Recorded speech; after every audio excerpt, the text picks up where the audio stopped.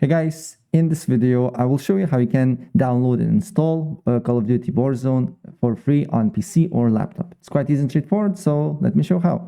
First of all, what you need to do here, you need to download battle.net, and if you don't have an account, you just need to create one. Super fast and easy, it will take you a couple of minutes.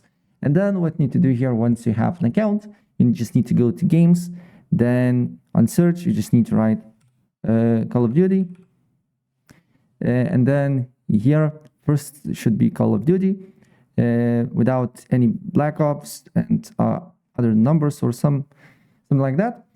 Select Call of Duty, then select play for free, then you need to add number. I just already added a phone number here.